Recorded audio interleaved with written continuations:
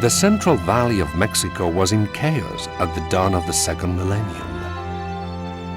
The collapse of the Toltec Empire found numerous tribes locked in the fierce struggle for power.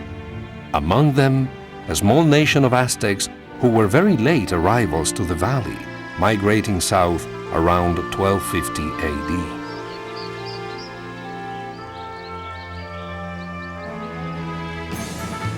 Tough and warlike, the Aztecs eventually settled on an island in the midst of Lake Texcoco in the Central Valley. They were guided to the land by an ancient prophecy. The Aztecs were actually latecomers to the Central Valley of Mexico. According to Mexica or Aztec theology, they were told to build their capital where they found an eagle sitting on a nopal cactus devouring a serpent. And they found this strange combination on that island in the middle of the lake. And of course, that's the symbol that is depicted on the Mexican flag today. Though seen as primitive nomads by those already in the valley, the Aztecs quickly adapted to their new environment. By 1300 AD, the Aztec capital of Tenochtitlan emerged as the greatest city in the New World. Surrounded by a watery moat 3 to 5 miles wide, the city was safe from attack. To overcome a lack of farmland, the Aztecs built ingenious artificial islands called chinampas. What you do is you take earth from the bottom of the lake and you start putting it on top to make a sort of artificial island, which you fix by planting large trees as to form a rectangle.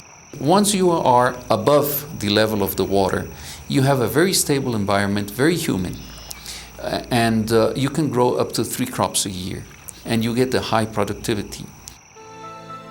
Secure from attack and well provided with food, the Aztecs flourished. By the year 1500, the city had grown to 5 square miles and was home to as many as 200,000. Tenochtitlan was one of the largest cities in the world at the time, 4 times the size of London. At the heart of the city was a towering pyramid, 200 feet high, topped by twin temples, one for the god of the sun and war, the other for the god of rain.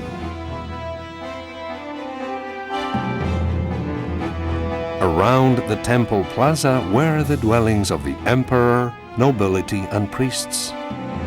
They lived in airy, multi-storied palaces of brightly painted stucco, some with as many as 50 rooms.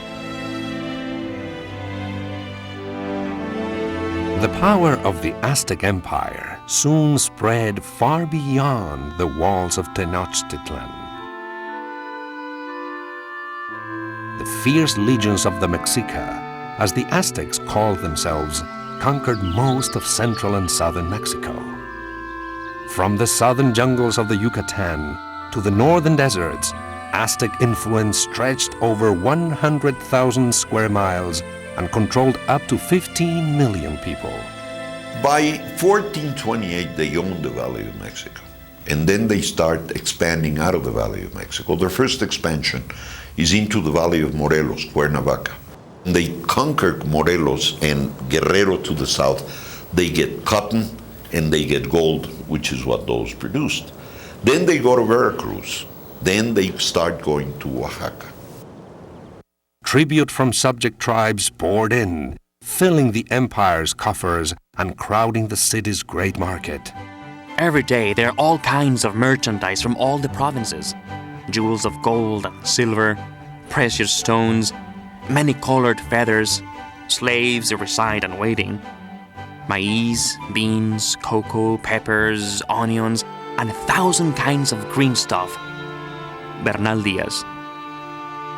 As wealthy and powerful as the Aztecs were, they waged war not only for land or gold, but for the blood and hearts of prisoners to be sacrificed to the pantheon of angry and vengeful gods. Aztec priests conducted human sacrifice on a scale unseen in the history of man. They believed that human blood was a god's proper nourishment, and their bewildering array of over 1,500 deities required a steady diet of victims. The Aztecs thought that the universe was going to end, and the only way to keep it going was through the human sacrifice.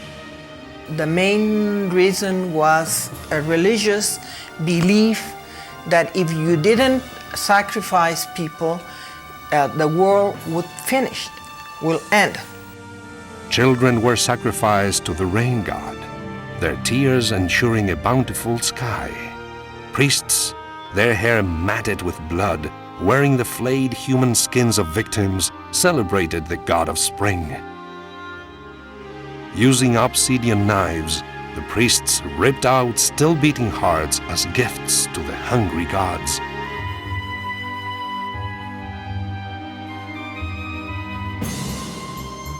During special festivals, thousands of the innocent were led to a gory death on the steps of Tenochtitlan's great temple. In 1494, it was claimed as many as 20,000 hearts were torn out over a period of only 4 days. Some scholars now regard these numbers as an exaggeration. What does one do with 20,000 cadavers minus a heart? I mean, the logistics of this thing is just absolutely overwhelming. The question that you have to ask here is, oh really? How did they do this? Aztec sacrifice, I think, has probably been overemphasized in analyses of Aztec religion. There was human sacrifice. The purpose was not to deny human life. The purpose was to propitiate the gods.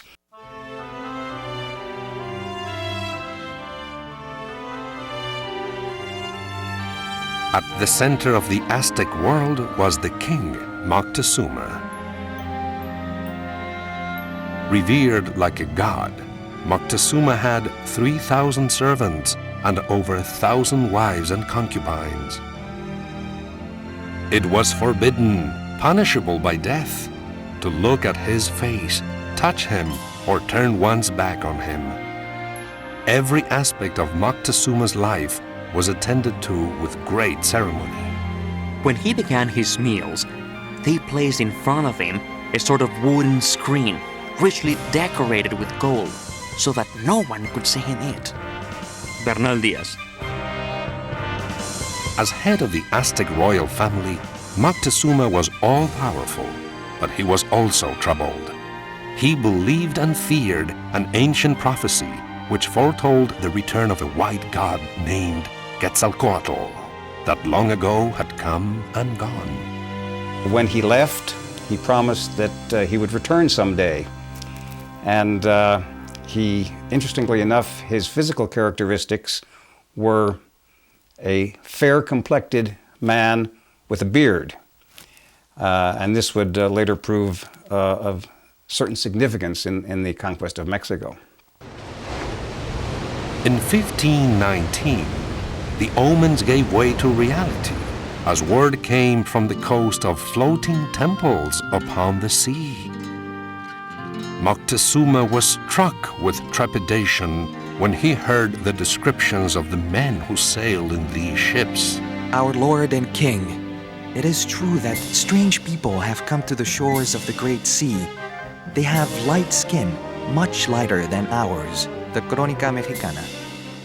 The representation of Quetzalcoatlus in statuary was a face that had a beard and looking at, and I would say, coming from a turtle's mouth, which is very Mesoamerican, but it also could be from a Spanish morion with, the hard hat. This could also make one think, well, hey, this person looks an awful lot like the representation of Quetzalcoatlus. Moctezuma moaned and wailed in his despair. Sure, the strangers were sent by the god Quetzalcoatl to reclaim his kingdom.